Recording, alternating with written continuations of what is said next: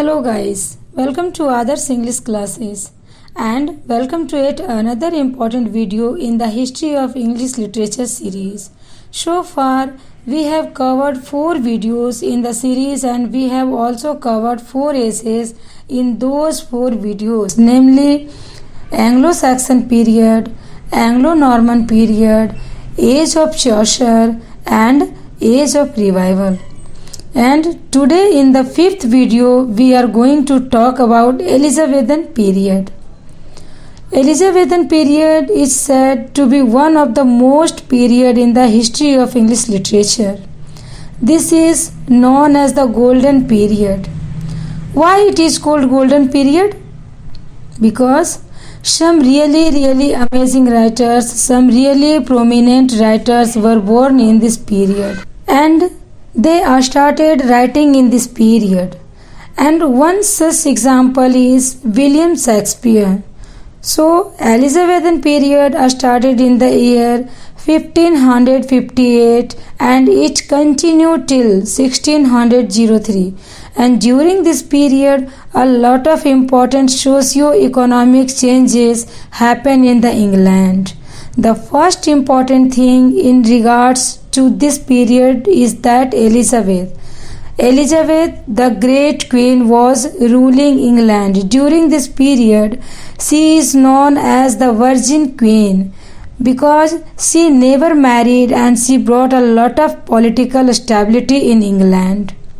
Because she was the queen during whose period England was very stable. As we show the Age of Revival, various wars whatever taking place in regards to France and England, and also civil war were taking place between the House of York and the Lancaster, England itself, but during this period of Elizabethan, between the House of York and Lancaster, England itself. But during this period of Elizabethan age, there were no wars, and because there was no war, people started working towards various other arts forms, and one such art form was literature. Also at the same time in the Age of Revival, we saw that printing press came into England, and now that printing press in England, a lot of book can be written and can be circulated in the society. So printing press was one such invention which changed how literature was seen in England. At the same time, this was a period when a lot of sailors went to the distant land and new land were discovered by England. So it was this time Columbus went into a sail and he discovered one of the most finest countries at the same time. If you find that British colonization, the period where Britain started colonizing so many nations, this was the period of when all of that started. So in short, you can see a lot of good changes were happening in across England during this period. And one of the most important change that you must understand that order to understand that literature, and that is Renaissance. So this was a period when Renaissance come into England. Guys, ये हमारी 5th video है history of English literature पर. इससे पहले वाली videos में मैंने Anglo Saxon period, Anglo Norman period, age of Chaucer and age of revival को ऑलरेडी डिस्कस किया है, और आज एलिजाबेथन पीरियड को डिस्कस करने जा रहे हैं. और इस वीडियो में मैंने पूरी कोशिश की है कि हिस्ट्री ऑफ इंग्लिश लिटरेचर को यानी एलिजाबेथन पीरियड को आसान शब्दों में आपके सामने रख सकूं. So let you tell me very clearly, 1558 से लेकर 1603 तक का टाइम पीरियड एलिजाबेथन पीरियड के नाम से जाना जाता है. क्वीन एलिजाबेथ ट्यूडर डायनेस्टी से बिलोंग करती थी. वॉर ऑफ रोजेस हुई थी 1455 टू 1485 तक. एक्चुअली 1455 टू 1485 तक में काफी सारे सिविल वॉर हो चुके थे. और गाइज, ये वॉर ऑफ रोजेस 2 डायनेस्टीज के बीच में हो रही थी, house of Lancaster and house of York. House of Lancaster का बैच था red rose and house of York का बैच था व्हाइट रोज। तो इन दोनों हाउसेस के बीच में वॉर हुई थी और इनके जो बैचेस थे ये रोज को रिप्रेजेंट करते थे, इसीलिए इन सारे बैटल्स को वॉर ऑफ रोजेस कहा गया। और इसके बाद लैंकेस्टर ने एक न्यू डायनेस्टी स्टैब्लिश की, वो थी ट्यूडर डायनेस्टी, और हेनरी द 7th किंग बन गए। और इनके बाद इनके बेटे हेनरी द 8th आए। और as we know that Henry the 8th को हम सभी उनकी 6 शादियों के लिए जानते हैं। उन्होंने 6 शादियां की थी। और दूसरी बात ये थी कि इन्होंने कैथोलिक चर्च को पूरी तरह से वैनिश कर दिया था और अपनी प्रोटेस्टेंट चर्च बनाई थी। हेनरी द 8th की first marriage Catherine the argan से हुई थी, लेकिन कैथरीन द एरेगन ने एक लड़की को जन्म दिया, जबकि हेनरी द 8th एक सन चाहते थे, अपने डायनेस्टी का वारिस चाहते थे। And now she was not able to produce a child, इसलिए उन्होंने कैथरीन ऑफ एरेगन से डिवोर्स लेने की कोशिश की और इसीलिए वो रोमन कैथोलिक चर्च पर डिवोर्स के लिए परमिशन लेने के लिए गए, पर उन्हें परमिशन नहीं मिली। रोमन कैथोलिक चर्च ने उन्हें डिवोर्स की परमिशन नहीं दी, क्योंकि रोमन कैथोलिक चर्च में डिवोर्स अलाउ नहीं था। इसीलिए हेनरी द 8th ने उनका बहिष्कार किया और अपने प्रोटेस्टेंट चर्चेस का फॉर्मेशन किया और खुद के ही स्टैब्लिश किए हुए फॉर्मेशन किए हुए चर्च के हेड बन गए। So he became the head of the Protestant church. इन्होंने एक्ट ऑफ सुप्रीमेसी विल भी उसके लिए पास करवाया था। और इसके बाद इन्होंने सेकंड मैरिज की एन बोलेyn से, बट अनफॉर्चून एनी बोलेyn से भी इन्हें डॉटर ही हुई, एलिजाबेथ फर्स्ट। इसके बाद इन्होंने थर्ड मैरिज जैन सेमोर से की और अल्टीमेटली इनको एक सन हुआ, एडवर्ड फर्स्ट। और यही एडवर्ड द फर्स्ट और ये जो एडवर्ड फर्स्ट थे एलिजाबेथ फर्स्ट के बाद वही नेक्स्ट किंग बने थे। तो ये तीनों Mary, Elizabeth first and Edward first, ये तीनों ही रूलर्स बनते हैं इंग्लैंड के। तो हेनरी द 8th के बाद एडवर्ड फर्स्ट किंग बनते हैं 9 वर्ष की उम्र में, लेकिन अनफॉर्चुनेटली ये 6 ईयर ही रूल कर पाए और 15 ईयर्स की एज में इनकी डेथ हो जाती है। अपने फादर की तरह ये भी प्रोटेस्टेंट थे। इनके बाद मैरी क्वीन बनती है इंग्लैंड की। चूँकि मैरी कैथोलिक थी तो अब मैरी ने प्रोटेस्टेंट का जीना हराम कर दिया था। द फर्स्ट जो कि प्रोटेस्टेंट के लिए बहुत ही हार्मफुल थी, हानिकारक थी। मैरी द फर्स्ट ने जगह जगह कैथोलिक चर्चेस खुलवाए और सारे प्रोटेस्टेंट चर्चेस बंद करवा दिए। साथ ही साथ जितने भी प्रोटेस्टेंट थे उन लोगों को इन्होंने जिंदा जलवा दिया और इसी वजह से इनका नाम, मैरी द फर्स्ट का नाम ब्लडी मैरी पड़ा। प्रोटेस्टेंट इनको ब्लडी मैरी के नाम से बुलाते थे। Mary first was also called bloody Mary.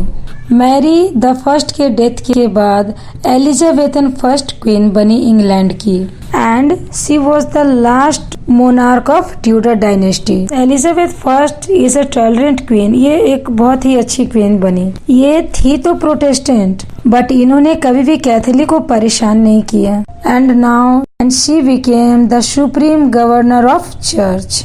Queen Elizabeth के टाइम पीरियड में जो सबसे ज्यादा इम्पोर्टेंट इंसिडेंट था वो था Spanish armada 1588। Spanish armada of 1588 is very important. उस वक्त स्पेन सुपर पावर हुआ करती थी। सो स्पेन से 130 फीट ऑफ शिप्स आई थी। वो आई ही इसलिए थी कि क्वीन एलिजाबेथ को डिस्पोज कर सके, उनको हटा सके। साथ ही साथ उन्होंने जो प्रोटेस्टेंट चर्चेस अपनी कंट्री में खोले हैं उनको पूरी तरह से खत्म करवा सके। तो स्पेनिश आर्मडा की 130 feet of ships I, but फिर भी इंग्लैंड के नेवल पावर उतनी स्ट्रांग नहीं होने के बावजूद भी इंग्लैंड ने 130 फीट ऑफ शिप्स को इसके जरिए ही मात दी, उन्हें हराया। और इसी विक्ट्री के बाद, इस जीत के बाद और इसी इंसिडेंट्स के बाद से England became the supreme naval power. So Spanish Armada of 1588 is very important Elizabethan age.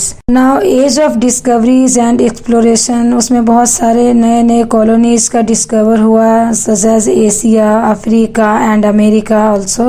Elizabethan age को Renaissance भी कहा जाता है. And you must remember that the fact the Renaissance was a movement that started in Italy, and during the Elizabethan period it started having an impact on England itself. So that is the reason why this period is known Elizabethan period, and some people also called it as the English Renaissance. So Renaissance began in 14th century, and people started taking interest in the learning of the ancient civilization, especially of Greek and Roman civilization. So Renaissance, if you look at the term, means rebirth. So rebirth of what? किस चीज की rebirth हुई थी? So rebirth is an ancient Roman and Greek civilization, and people were so amazed by the ancient Roman culture civilization. Their art forms, they sort of wanted to come back, and that is known as Renaissance began. Greek and Roman civilization को ही rebirth का नाम दिया गया था, और इसी तरह से रेनेसां शुरू हुई थी. Now when it comes to Renaissance, is that Renaissance began in Italy, which is said to be birth place because Rome was the centre of Renaissance. और रेनेसां का जो मेजर सेंटर था वो रोम था. रोम से ही इसकी शुरुआत हो रही थी. Rome is one of the city in the Italy, and Rome was the capital of Roman civilization. Roman civilization का कैपिटल रोम ही था. So during Roman civilization all the major operations happened in the city of Rome, which is now a part of Italy. So Italy said to be a birth place to renaissance. And architecture, where all the Roman architecture art form and rapidly visible. Now these people coming from the northern part of Europe, they visited Italy, and they were dazzled by the Roman art forms and their literature and their culture, and they had this love of Renaissance inside them, which they carried when they settled in their own countries like Germany, Spain, England, and that is how Renaissance spread all across Europe during 14th and 15th century.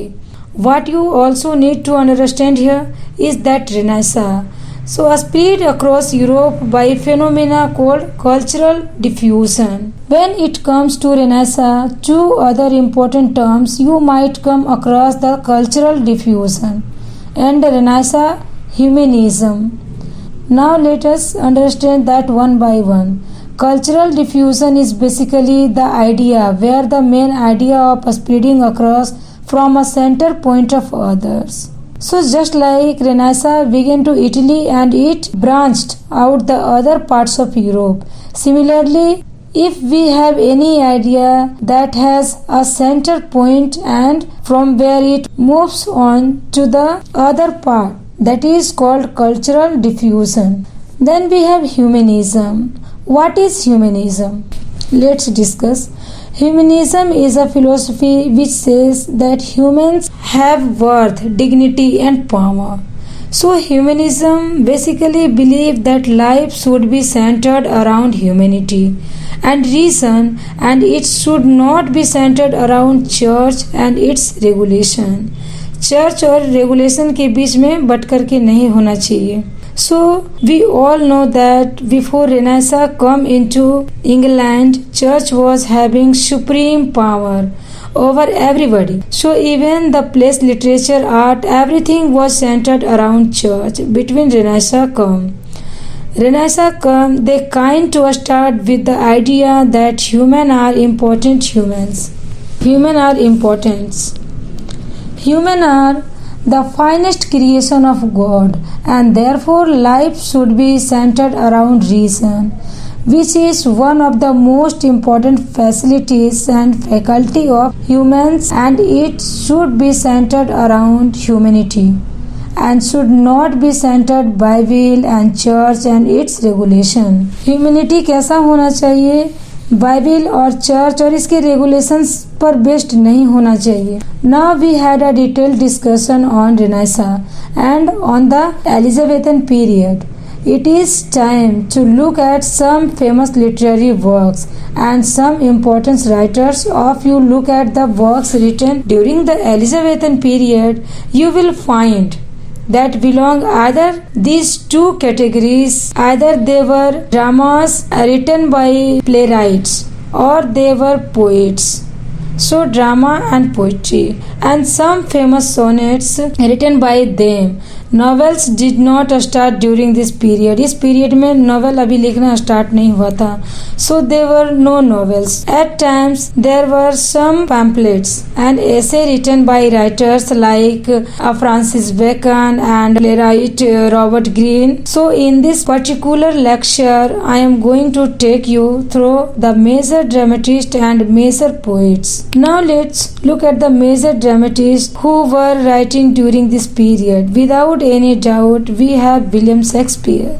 Shakespeare को कौन नहीं जानता as the most important dramatist and talk about the university wits. तो यहाँ पर हमने देखा कि अब रेनेसा आ रहा था. इसी पीरियड में रेनेसा रीबर्थ हुआ था. रीबर्थ का मतलब होता है पुनर्जागरण हुआ था. जैसा कि एलिजाबेथन पीरियड के बारे में दर्शाया जाता है कि it is called a golden age. Elizabethan period को गोल्डन एज इसीलिए माना जाता है कि each and everything is perfect in this period. इस पीरियड में सब चीज परफेक्ट था. ट्रेड्स अपने जगह पे एकदम परफेक्ट चल रहा था. डायनेस्टी अच्छी चल रही थी. शासन होता है वो सारे अच्छे चल रहे थे. और जब इंग्लैंड में 14th एंड 15th सेंचुरी के बीच में रेनेसा आया तो रेनेसा दो इम्पोर्टेंट टर्म्स में बटकर आया था. पहला था cultural diffusion. Cultural diffusion culture का फैलाव होने लगा था इंग्लैंड में. और as well as Renaissance humanism. Renaissance humanism का भी विस्तार हो रहा था. कल्चरल डिफ्यूजन क्या था? ये बेसिकली एक आइडिया था जो एक पॉइंट से दूसरे पॉइंट तक फैल रहा था, लोगों के बीच में जिसका विस्तार हो रहा था. इसके बाद हम बात करते हैं रेनेसा ह्यूमनिज्म की. रेनेसा ह्यूमनिज्म ने एक फिलोसफी की तरह कार्य किया था एलिजाबेथन पीरियड में और उसने इंसानों के प्रति डिग्निटी और पावर, उनके वर्थ को बढ़ाने का काम किया था. ह्यूमनिज्म का ये विचार था कि जो लाइफ है उसको ह्यूमनिज्म के आसपास केंद्रित होना चाहिए, न कि चर्च के नियम के अकॉर्डिंग इंसान की जिंदगी होनी चाहिए. चर्च के रूल और रेगुलेशन को उतना भी हद तक फॉलो नहीं किया जाना चाहिए जितना कि इंसान जी न सके. क्योंकि अब रेनेसा ह्यूमनिज्म आया था तो अब सब कुछ अच्छा चल रहा था. अब उस तरह का कोई चर्च बेस्ड रूल रेगुलेशन नहीं थे, कोई सुप्रीम पावर नहीं था, चर्च का कोई रूल रेगुलेशन नहीं था. अब ह्यूमनिज्म ह्यूमन पर बेस्ड होने लगा था, बाइबल्स और चर्च पर केंद्रित नहीं था. अब अगर हम बात करते हैं एलिजाबेथन पीरियड के फेमस लिटरेरी टर्म्स की, University Wits, which was a writing group which is said to be the first professional group who came into the field of writing in Elizabethan period. This group had 7 members. 3 of them were graduated from Cambridge and 3 of them graduated from Oxford University and one who is Thomas Kidd. He did not go to Cambridge and Oxford University. Now, if you look at the 7 writers, these are most important writers who started writing before Shakespeare came into the scene, and these took literature and writing as their career. So for university wits writers, writing was their profession. So they were poets and they were pamphleteers. One most important pamphlet that was written by Robert Greene, who is a part of University Wit, is known as Broad with Millions of Repents. This was a passage where he talked about Shakespeare and his writing talent, and he called Shakespeare a bastard crow beautified with our feathers. So he is basically appreciating Shakespeare's works and his writings. On the other hand, we have some amazing works written by Christopher Marlowe, like Dr. Faustus, which is centered on the idea of Renaissance. So This was about the dramatists who were very, very important and who were writing during the Elizabethan period. Let's now look at the major poets and some amazing poetry written by them. Elizabethan period was blessed with so many amazing poets who were mostly writing sonnets, because sonnets was the most popular form of writing during this period, and we all know that it was Henry Howard and Thomas Wyatt who contribute two blank verse and sonnets. There is an entire lecture on the two writers and their contributions in the field of literature. We don't know them today, but blank verse was most popular kind of literary writing that Shakespeare were used. On top of that, we have writers like Philip Sidney and Edmund Spenser who did some amazing works in the field of poetry. Edmund Spenser is said to be the poet's poet, and it was Spenser poetries which somewhere started the Elizabethan period, and the poetry's name was Shepherd's Calendar, which he dedicated to his friend of his name was name other than Sir Philip Sidney. So Philip Sidney was a good friend of Spenser, and Spenser dedicated Shepherd's Calendar to Sidney. He knows as the poet's poet, as well as it was his poetry. On the other hand, we have Shakespeare. If I start talking about his sonnets and collections in this particular lecture, because he has written some fabulous sonnets. And finally, we land to the poet that we are going to discuss about, Philip Sidney. Philip Sidney is known as the Renaissance male. Why? Because if you look at the Philip Sidney, he was a courtier, he was a soldier, he was a writer, as well as a man of philosophy. So he was a kind of person who had everything in himself, and he met with a very tragic death. He died on a war front where he was thirsty and he got the water, but he found that another soldier was also thirsty. So he gave this water to that man, and that is how to die. So you can look at the epitome of love and care this man demonstrated. He became the first literary critic in the field of English literature by writing a famous work in the either your bachelor's or your master's. तो अब बात करते हैं English literature की। और guys, English literature में university wits एक highly educated group था, पर ये पोएट्स ऑक्सफोर्ड और कैम्ब्रिज जैसे बड़े यूनिवर्सिटीज से पास आउट थे। इसी वजह से इन्हें यूनिवर्सिटी विट्स कंसीडर किया जाता है। यूनिवर्सिटी विट्स में सिर्फ थॉमस किड ही ऐसे पोएट थे जो किसी भी यूनिवर्सिटी से एजुकेटेड नहीं थे, बाकी सभी यूनिवर्सिटीज एजुकेटेड थे। अब चूंकि इंग्लैंड काफ़ी हाईलाइटेड हो रहा था, काफ़ी एक्सप्लोर कर रहा था, विस्तार कर रहा था, तो इधर उधर से लोग वहाँ पर आ रहे थे राइटर्स बनने के लिए। यूनिवर्सिटी विट्स के राइटर्स एजुकेटेड तो थे, लेकिन साथ ही एरोगेंट भी थे, और उनके एरोगेंट होने की वजह भी इन लोगों को पता था कि ऑडियंस को क्या चाहिए, ऑडियंस किस तरह के ड्रामा देखना पसंद करती है, इन लोगों को अच्छे से पता। इसी वजह से ये लोग काफी फ्लेक्सिबल थे। यूनिवर्सिटी विट्स में 7 राइटर्स थे: Christopher Marlowe, John Lyly, George Peele, Thomas Lodge, Robert Greene, Thomas Nashe and Thomas Kyd. तो थॉमस किड के बारे में तो हमने डिस्कस किया कि वो किसी भी यूनिवर्सिटी से एजुकेटेड नहीं थे, बाकी ये 6th ऑक्सफोर्ड और कैम्ब्रिज यूनिवर्सिटी से एजुकेटेड थे। गाइस, यूँ तो यूनिवर्सिटी विट्स के सारे राइटर्स का इन्फ्लुएंस्ड शेक्सपियर पर पड़ा है। शेक्सपियर इन सब से काफी इन्फ्लुएंस्ड हुए थे, लेकिन इन सब में Christopher Marlowe and John Lyly, इन 2 राइटर्स से शेक्सपियर सबसे ज्यादा इन्फ्लुएंस्ड हुए थे। यूनिवर्सिटी विट्स के राइटर्स हेरोइक थीम को बहुत ज्यादा पसंद करते थे। और इन लोगों ने हीरोइक ड्रामा को स्टार्ट किया था, जो एलिजाबेथन के एज में काफी पॉपुलर रहा है, काफी पसंद किया गया था। और ये ड्रामा बहुत ही एंटरटेनिंग हुआ करता था। और ऐसा भी माना जाता है कि हीरोइक ड्रामा यूनिवर्सिटी विट्स की ही देन है इंग्लिश लिटरेचर में। और एलिजाबेथन पीरियड में इस तरह के ड्रामा बहुत पसंद किए गए थे। स्टेज पर ज्यादातर हिंसक टाइप के ड्रामा प्ले किए जाते थे। हीरोइक ड्रामा इन लोगों को बहुत पसंद था। जॉन लिली को यूनिवर्सिटी विट्स का लीडर माना जाता है।